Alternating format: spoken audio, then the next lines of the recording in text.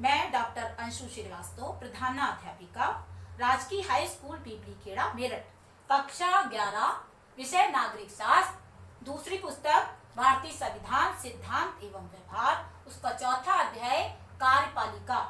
इस अध्याय के बारे में मैं आप लोगों से चर्चा करूंगी, जिसके मुख्य बिंदु हैं कार्यपालिका के संगठन, संरचना और कार्य। दूसरा बिंदु है संसदीय एवं राष्ट्रपति प्रणाली और तीसरा बिंदु है भारत के राष्ट्रपति की संवैधानिक स्थिति। चौथा बिंदु है प्रशासनिक मशीनरी के महत्व और कार्य। तो मैं सबसे पहले आपको बताती हूँ कि सरकार के 3 अंग होते हैं: व्यवस्थापिका, कार्यपालिका और न्यायपालिका। व्यवस्थापिका जो संविधान के उपबंधों से संबंधित कानूनों का निर्माण करती है।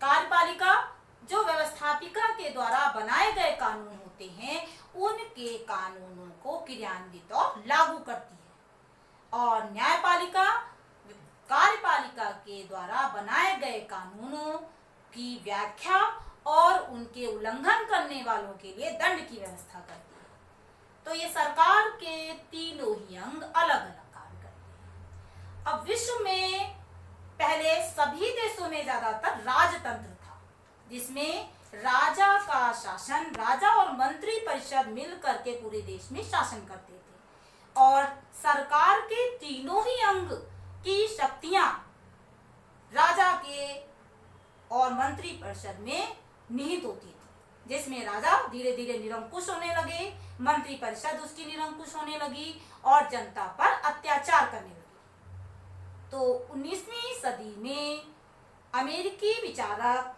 मॉन्टेस्क्यू ने एक पुस्तक लिखी, स्पिरिट ऑफ लॉज, जिसमें उन्होंने बताया कि सरकार के 3 अंग हो जाने चाहिए: व्यवस्थापिका, कार्यपालिका और न्यायपालिका।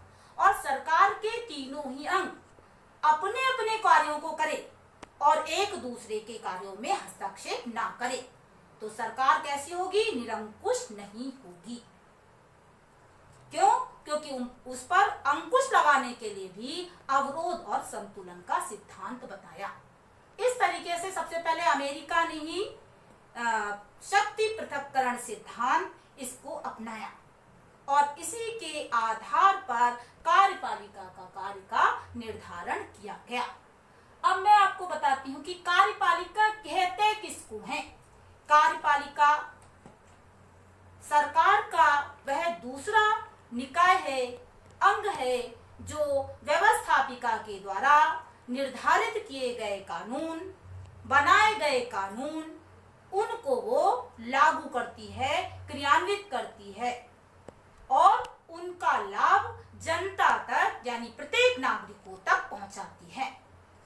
किसके माध्यम से? एक स्थायी कार्यपालिका और एक अस्थायी कार्यपालिका। तो ये कार्यपालिका के प्रकार कितने हो गए? 2। राजनीतिक अस्थायी कार्यपालिका, दूसरी होती है स्थायी कार्यपालिका, जिसको हम नौकरशाह कहते हैं। अब इसको समझने के लिए कि अस्थायी कार्यपालिका कौन सी होती है, ये वो कार्यपालिका होती है जो जनता द्वारा एक निश्चित अवधि के लिए निर्वाचित होते हैं।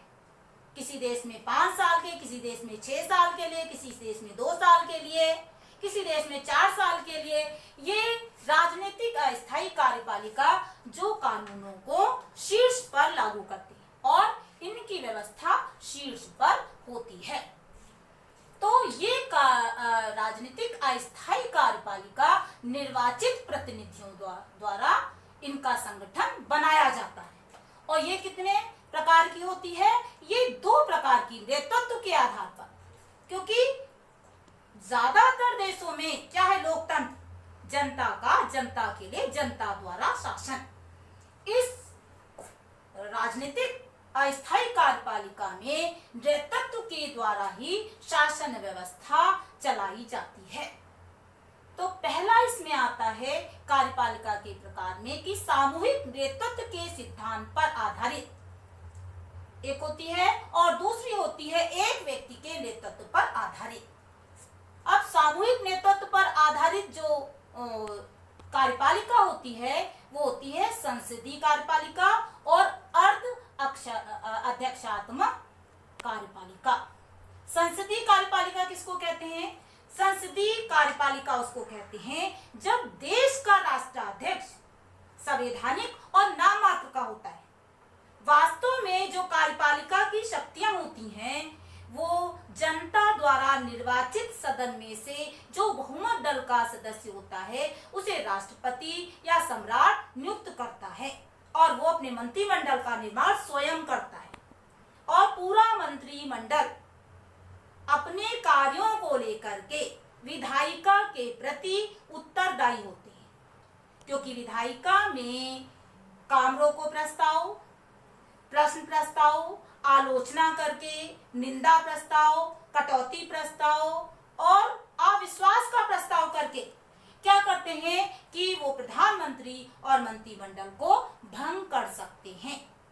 इसलिए ये संसदीय शासन प्रणाली या संसदीय कार्यपालिका जो होती है उत्तरदायी शासन प्रणाली होती है।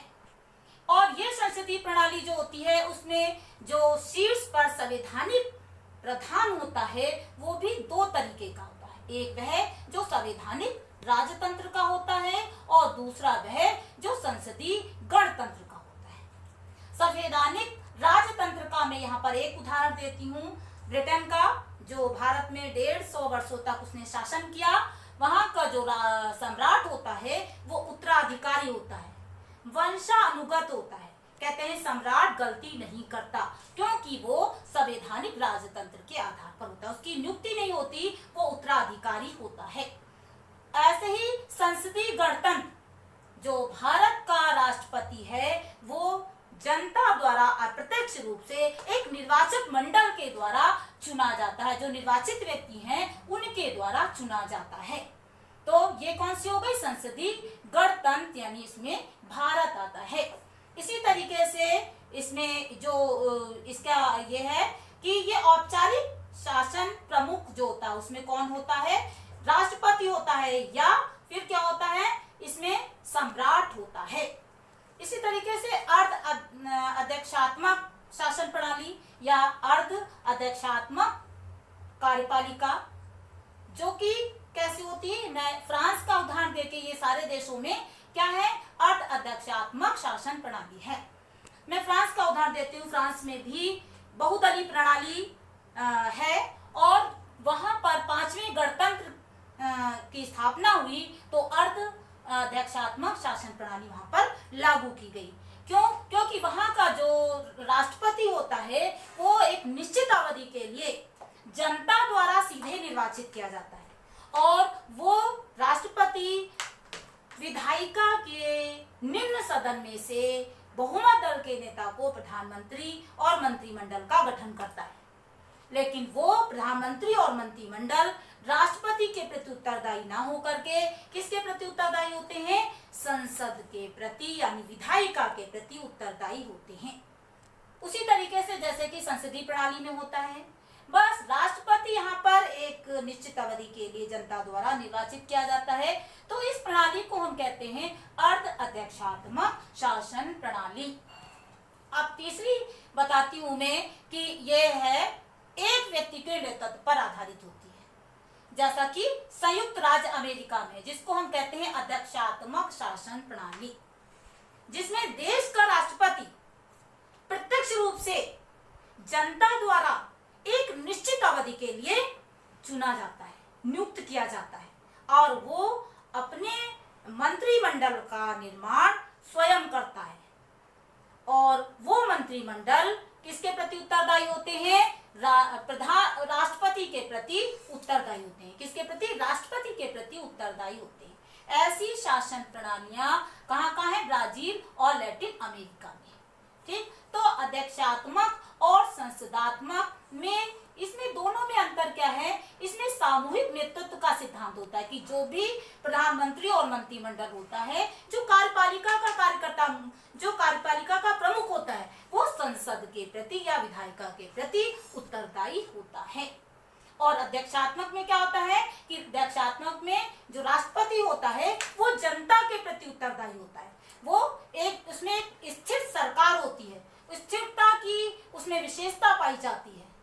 इसी तरीके से अब मैं आपको ये बताती हूँ कि भारत के राष्ट्रपति की संवैधानिक स्थिति क्या है। भारत के राष्ट्रपति, भारत में जब भारत स्वतंत्र हुआ उससे पहले ही 1919 में संसदीय शासन प्रणाली का ढांचा रखा गया और 1935 के अधिनियम के द्वारा जब भारत स्वतंत्र हुआ और 1950 26 जनवरी 1950 को संविधान लागू किया गया तो उसमें संसदीय शासन प्रणाली ही पूर्णतः लागू की गई, जिसमें राष्ट्रपति हमारा नाम मात्र का संवैधानिक प्रधान होता है। संविधान के अनुच्छेद 52 के द्वारा देश का एक राष्ट्राध्यक्ष होगा और संविधान के अनुच्छेद 53 के द्वारा राष्ट्राध्यक्ष जो होगा वो संघीय कार्यपालिका का अध्यक्ष यानी राष्ट्रपति होगा। राष्ट्रपति के नाम से पूरे देश में शासन व्यवस्था चलेगी। जिस प्रकार से एक विद्यालय में एक प्रधानाचार्य जो होता है वो पूरे विद्यालय का क्या होता है, हेड होता है, उसी तरीके से पूरे भारत में हमारे पूरे देश का जिसके नाम से पूरे देश में शासन चलता है उसको हम कहते हैं राष्ट्रपति। ये राष्ट्रपति का इसका निर्वाचन निर्वाचक मंडल के द्वारा किया जाता है और निर्वाचन की प्रणाली जो है वो कौन सी है, आनुपातिक प्रतिनिधित्व प्रणाली की एकल संक्रमणी पद्धति, जिसके निर्वाचन में जो संसद के निर्वाचित सदस्य हैं, क्योंकि लोकसभा में राष्ट्रपति 2 सदस्यों को मनोनीत करता है तो 543 सदस्य के निर्वाचन में भाग लेते हैं और राज्यसभा में 238 सदस्यों के निर्वाचन में भाग लेते हैं, क्योंकि 12 सदस्य राष्ट्रपति के द्वारा ही मनोनीत किए जाते हैं। इसके अलावा सभी राज्यों की विधानसभा के निर्वाचित सदस्य राष्ट्रपति के निर्वाचन में भाग लेते हैं। इस तरीके से राष्ट्रपति का निर्वाचन होता है। ये 5 वर्ष के लिए चुना जाता है और ये राष्ट्रपति जो इसको शपथ दिलाता है वो सर्वोच्च न्यायालय का मुख्य न्यायाधीश इसको शपथ दिलाता है। इस तरीके से राष्ट्रपति का निर्वाचन होता है। इसको महाभियोग द्वारा हटाया जा सकता है। महाभियोग कैसे द्वारा, जब लोकसभा के 1/4 सदस्य अपने एक प्रस्ताव पारित करते हैं कि संविधान का उल्लंघन राष्ट्रपति के द्वारा किया जा रहा है तो उसका अविश्वास का प्रस्ताव 14 दिन के बाद लोकसभा में रखा जाता है। फिर लोकसभा में उपस्थित सदस्यों के 2/3 बहुमत से जब प्रस्ताव पास होता है तब राष्ट्रपति को हटाया जा सकता है और अब तक किसी भी राष्ट्रपति को हटाने का प्रावधान, राष्ट्रपति को हटाने की प्रक्रिया नहीं हो पाई है। इसके अलावा राष्ट्रपति के पास जो शक्तियां होती हैं वो नाम मात्र की संवैधानिक मात्र होती हैं, लेकिन कुछ उसे विशेषाधिकार होती हैं। नाम मात्र की संवैधानिक प्रधान होती हैं, उसमें शक्तियां एक सामान्य काल की होती हैं, एक संकट काल की होती हैं। सामान्य काल में कुछ विधायी शक्तियां, जब कानून का निर्माण किया जाता है तो उसमें अंतिम स्वीकृति राष्ट्रपति के द्वारा की जाती है। कोई भी विधेयक जब संसद में रखा जाता है और पास होता है तो उसकी अंतिम स्वीकृति राष्ट्रपति द्वारा की जाती है। इसी तरीके से वित्तीय शक्तियों में भी राष्ट्रपति की अंतिम स्वीकृति होती है। इसी तरीके से न्यायिक शक्तियों में वो तीनों सेनाओं का सेनाध्यक्ष होता है। इसी तरीके से कि जो राष्ट्रपति होता है कुछ उसे विशेषाधिकार प्राप्त होते हैं। कौन से विशेषाधिकार प्राप्त होते हैं, जैसे कि राष्ट्रपति क्या करता है, किसी भी विधेयक को विलंब कर सकता है, विलंब कितने ही दिन लग सकता है। ऐसे इस तरीके की घटना घटित हो चुकी है अतीत में। प्रेस की स्वतंत्रता, वो विधेयक संसद में लाया गया था, उस समय जो राष्ट्रपति थे उन्होंने उसे रोक दिया। उसके बाद काफी दिनों तक रुका रहा, फिर राष्ट्रपति का कार्यकाल समाप्त हो गया, उसको दोबारा लाया गया और यहाँ पर लोकसभा भंग हो गई, दूसरी लोकसभा बन गई, इसलिए वो विधेयक ही समाप्त हो गया। तो इस तरीके से किसी भी विधेयक को क्या कर सकता है, वो रोक सकता है। दूसरा उसको विशेषाधिकार क्या है कि राष्ट्रपति किसी भी विधेयक पर पुनर्विचार कर सकता है, पुनर्विचार करके दोबारा प्रस्ताव देता है, तब उस पर कानून बनाया जाता है। तीसरा विशेषाधिकार उसको क्या प्राप्त होता है कि राष्ट्रपति जब भी देश में कोई संकट होता है तो प्रधानमंत्री की सलाह से वो विशेष अधिवेशन अध्यादेश जारी कर सकता है। संसद के सदस्यों को बुला करके और अध्यादेश जारी कर सकता है। इसके अलावा उसके पास कौन सा अधिकार होता है? इसको निषेधाधिकार कहते हैं। निषेधाधिकार को भी कभी भी किसी भी प्रस्ताव पर वो उसको रोक सकता है, उस पर पुनर्विचार कर सकता है। ये राष्ट्रपति के मुख्य रूप से सामान्य काल के अधिकार होते हैं। और आपातकालीन अधिकार कौन से होते हैं? अनुच्छेद 356, अनुच्छेद 352 और अनुच्छेद 360 के अंतर्गत उसे 3 तरीके के आपातकालीन अधिकार होते हैं। जब देश में कोई सशस्त्र विद्रोह हो जाए तो अनुच्छेद 352 के अंतर्गत राष्ट्रपति शासन लागू हो सकता है। वो प्रधानमंत्री की सलाह से केंद्र सरकार, राज्यों की सरकार में, इसी तरीके से राष्ट्रपति संवैधानिक तंत्र के विफल होने पर वहां पर राष्ट्रपति शासन लागू कर सकता है। और देश में जब आर्थिक संकट आता है तो अनुच्छेद 360 के अंतर्गत वित्तीय संकट होने पर राष्ट्रपति शासन लागू किया जा सकता है।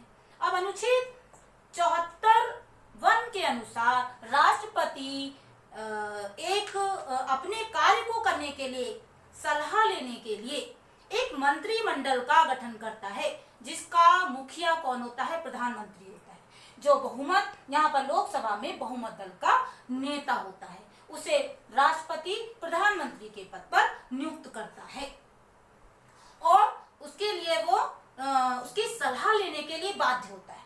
कौन? राष्ट्रपति उससे सलाह लेने के लिए बाध्य होता है।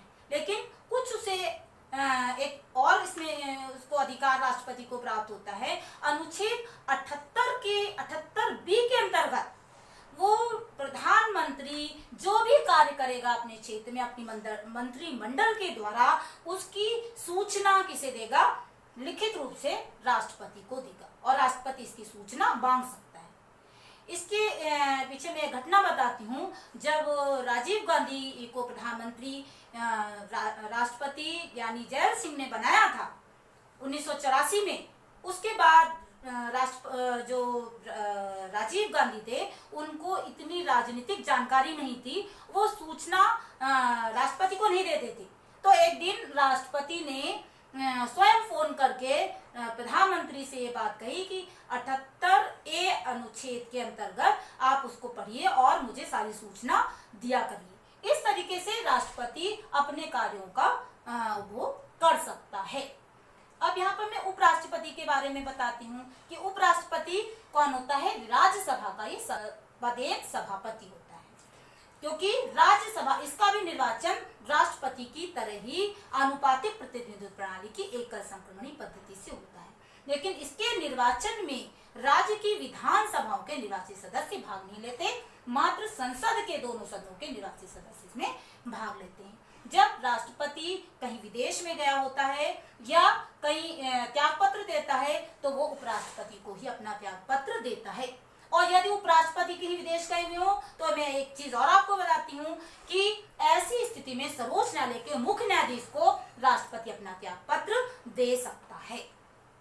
तो राष्ट्रपति, उपराष्ट्रपति राज्यसभा में सभापति होता है और वैसे वो उपराष्ट्रपति राष्ट्रपति के पद पर जब कार्य करता है जब राष्ट्रपति कहीं विदेश में जाता है या त्याग पत्र देता है। अब यहाँ पे मैं आपको क्या बताती हूँ कि प्रधानमंत्री और मंत्री परिषद। प्रधानमंत्री, जो कि मैंने आपको पहले बताया कि राष्ट्रपति अपनी सलाह लेने के लिए एक जो मंत्रिमंडल का गठन करता है, उसका मुखिया जो होता है वो प्रधानमंत्री होता है। प्रधानमंत्री कौन होता है? यहाँ पर क्योंकि हमारे यहाँ संसदात्मक शासन व्यवस्था, संसदीय शासन प्रणाली है, जिसमें वास्तव में कार्यपालिका की शक्तियों का सदुपयोग कौन करता है? प्रधानमंत्री और उसका मंत्री परिषद करता है। और ये कैसे होता है कि जो यहाँ पर लोकसभा में बहुमत दल होता है, यानी 545 अगर सीटें हैं पूरे देश में, उसमें 273 यदि किसी राजनीतिक दल को सीटें प्राप्त हो जाती हैं या उससे ज्यादा प्राप्त होती हैं तो ये जनता द्वारा निर्वाचित, इसमें जो उसका नेतृत्व करता है, बहुमत दल का नेता होता है, उसे राष्ट्रपति प्रधानमंत्री के पद पर नियुक्त करता है। और ये जो स्थिति अभी तक की, जब भारत स्वतंत्र हुआ और लगभग 30 दशक तक इसका कांग्रेस का जैसे शासन रहा, तब तक तो पूर्ण बहुमत रहा। लेकिन उसके बाद 1989 से सत्ता में कुछ परिवर्तन हुआ और सत्ता में क्या हुआ कि किसी भी दल को पूर्ण बहुमत नहीं मिला, तो गठबंधन की सरकार के द्वारा ही प्रधानमंत्री की नियुक्ति की गई। इसमें भी क्या है, यदि प्रधानमंत्री त्याग पत्र दे देता है तो पूरा मंत्रिमंडल भंग हो जाता है, और मंत्रिमंडल में से यदि कोई त्याग पत्र देता है तो मंत्रिमंडल प्रधानमंत्री दोबारा बना लेता है।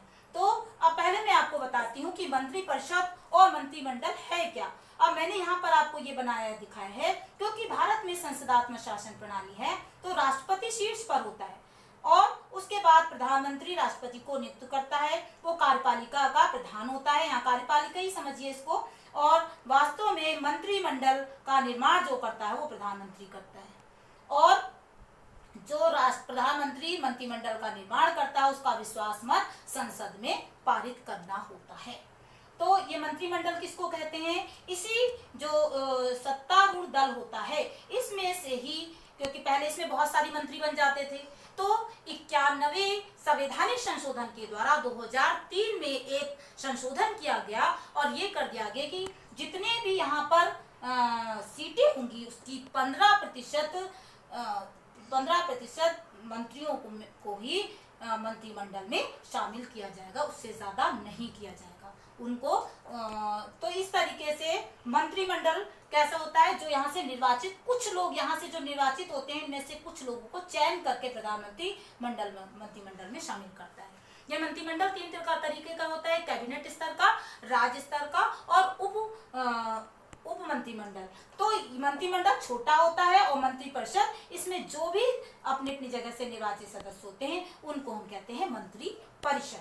तो लेकिन ये प्रधानमंत्री और मंत्रिमंडल जो भी यहाँ पे निर्णय लेते हैं और जो भी कार्य करते हैं देश के लिए, वो सब कुछ किसके प्रति जवाबदेह होते हैं, यहाँ पर लोकसभा में जवाबदेह, क्योंकि विपक्ष इसमें यहाँ पर प्रश्न प्रस्ताव, स्थगन प्रस्ताव, काम रोको प्रस्ताव, कटौती प्रस्ताव, निंदा प्रस्ताव, अविश्वास का प्रस्ताव करके इनके कार्यों को नियंत्रित करता है। इसलिए इस व्यवस्था को क्या कहते हैं, उत्तरदायी शासन व्यवस्था कहते हैं। और ये पूरी शासन व्यवस्था कैसी है, ये है राजनीतिक अस्थायी कार्यपालिका, क्योंकि इसका कोई निश्चित नहीं है। प्रधानमंत्री के प्रति यदि पूर्ण बहुमत में सरकार नहीं है तो प्रधानमंत्री, कोई दल अगर हट जाता है तो प्रधानमंत्री को त्याग पत्र देना पड़ता है, और यदि प्रधानमंत्री मंत्रियों के प्रति अविश्वास प्रस्ताव होता है तो मंत्री को त्याग पत्र देना, इसलिए इनका कोई निश्चित अवधि नहीं होती है।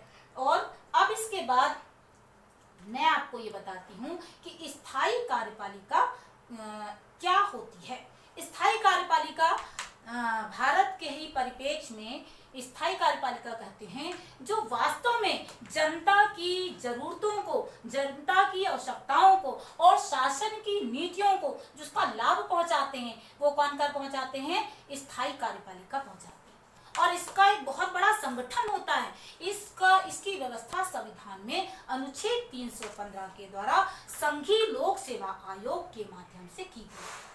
संघीय लोक सेवा आयोग का गठन अनुच्छेद 321 के द्वारा राज्यसभा के द्वारा इसका सृजन किया था। इससे संबंधित कानून बनाना होता है, क्या इसमें भर्ती का प्रावधान होगा, क्या कानून बनाए जाएंगे, क्या करा जाएगा, इसका सृजन राज्यसभा के द्वारा किया जाता है। और ये एक संवैधानिक निकाय है।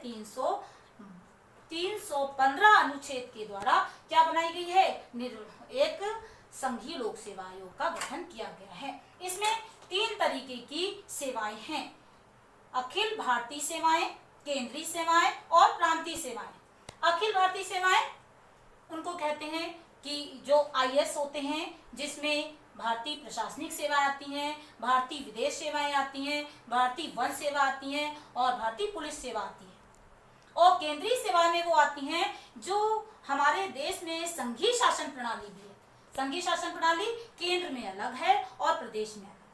अभी हमने आपको केंद्र के बारे में, राज्य के बारे में नहीं बताया था। जो अस्थायी इधर कार्यपालिका वो होती है प्रदेश की, वो क्या है, राज्यपाल राष्ट्रपति के तरह होता है, राष्ट्रपति उसको नियुक्त करता है, लेकिन राज्यपाल नाम मात्र का संवैधानिक प्रधान होता है। और वास्तव में विधानसभा में बहुमत दल के नेता जो होता है, राज्यपाल मुख्यमंत्री के पद पर नियुक्त करते हैं और अपने मंत्रिमंडल का निर्माण स्वयं करता है। तो प्रदेश में मुख्यमंत्री और देश में प्रधानमंत्री होता है। इसी तरीके से नीचे की पूरी विकेंद्रीकृत व्यवस्था जो यहाँ पर अस्थायी कार्यपालिका होती है कि नगर में मेयर होता है और नगर में नगर पालिका होता है, फिर नगर पंचायत होता है, चेयरमैन होता है। इस तरीके की सारी अस्थायी कार्यपालिकाओं में स्थायी कार्यपालिका के बारे में हम बता रही थी कि किस तरीके से जो संघ सूची के 3 तरीके की सूचियां बनाई गई हैं, संघ या केंद्र सूची, राज्य सूची और संवर्षीय सूची। केंद्र सूची के कानून बनाने का अधिकार किसको है? केंद्र सरकार को है। केंद्र सरकार कानून बनाती है, लागू करती है और इसका फायदा कौन देता है? सिविल सेवाएं जो देती हैं, अखिल भारतीय सेवाएं देती हैं। और इससे संबंधित जितने विभाग होते हैं जैसे रक्षा विभाग, विदेश विभाग, बजट है, आयकर विभाग और सूचना एवं केंद्र विभाग, इस तरीके के विभाग इससे होते हैं। और ये जो प्रांतीय सेवाएं होती हैं वो भी केंद्र सरकार की जो केंद्र से कर को इकट्ठा करती हैं, जैसे कि बिक्री कर, ये सेवाएं इसके अंतर्गत आती हैं।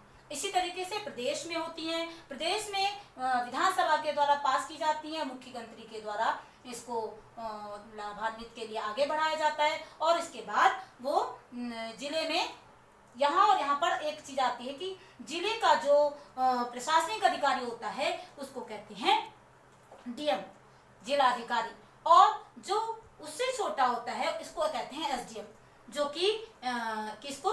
टाउन्स को देखता है, टाउन का जो परगना अधिकारी होता है। और उससे छोटा जो गांव का होता है उसको हम कहते हैं ब्लॉक का होता है, उसको हम कहते हैं बीडीओ, ब्लॉक डेवलपमेंट खंड विकास अधिकारी। और जो गांव का होता है अधिकारी उसको हम कहते हैं ग्राम विकास अधिकारी। इस तरीके से जो जिले की प्रशासनिक व्यवस्था होती है वो कौन देखता है? इस पूरी व्यवस्था को हम क्या कहते हैं? नौकरशाही व्यवस्था। ये एक निश्चित भर्ती की प्रक्रिया के द्वारा इनका नियुक्ति होती है और एक निश्चित इनका समय होता है और सेवानिवृत्त होते हैं। तब तक ये सरकार के सभी कार्यों को लाभान्वित करने का इनके द्वारा किया जाता है। तो ये जो इनका कार्य महत्वपूर्ण होता है क्योंकि इनके माध्यम से इसमें भी 4 तरीके की श्रेणियां होती हैं। प्रथम श्रेणी, द्वितीय श्रेणी, तृतीय श्रेणी और चतुर्थ श्रेणी। प्रथम श्रेणी वो आते हैं जो कि अपनी जो ऊपर से प्रदेश और केंद्र सरकार से जो नीतियां बनाई दी जाती हैं उनको लाभान्वित करने के लिए नीचे के लोगों को आदेश देते हैं। उत्तरदायित्व तो नीचे से ऊपर की ओर चलता है, आदेश ऊपर से नीचे की ओर चलता है। ये पूरा संगठन इस प्रकार से काम करता है। द्वितीय श्रेणी के इसी तरह की तृतीय श्रेणी का जो लिपिक वर्ग होता है, तृतीय श्रेणी और चतुर्थ श्रेणी जो फाइल लाने का और ले जाने का कार्य करते हैं। तो इस तरीके से पूरे देश का कार्य चलता है। यहाँ पर मैं राज्य सूची के विषय जैसे कि कृषि, जैसे कि पशुपालन, जैसे कि दुग्ध, जैसे कि स्वास्थ्य, इन विभागों में जो प्रशासनिक सेवाएं होती हैं इसके लिए अलग आयोग होता है। इसको हम कहते हैं राज्य लोक सेवा आयोग। इनके माध्यम से कार्यों को करा जाता है। तो अब मैं पूर्णतः सारे रूप को बताती हूँ कि संक्षिप्त से बता रही हूँ समय के अभाव के कारण। तो पूरी जो हमारी कार्यपालिका है वो 2 तरीके से वितरित होकर, एक अस्थायी और एक स्थायी। मुख्यतः स्थायी जो कार्यपालिका है, मंत्री तो बदलते रहते हैं लेकिन एक समय 5 साल कोई करके गया, दूसरा फिर आ गया। तो यहाँ जो स्थायी कार्यपालिका है उनसे ही जनता और नागरिकों को लाभ, जो भी सरकार के द्वारा नीतियां और कानून बनाए जाते हैं उनका लाभ उनके तक पहुंचता है।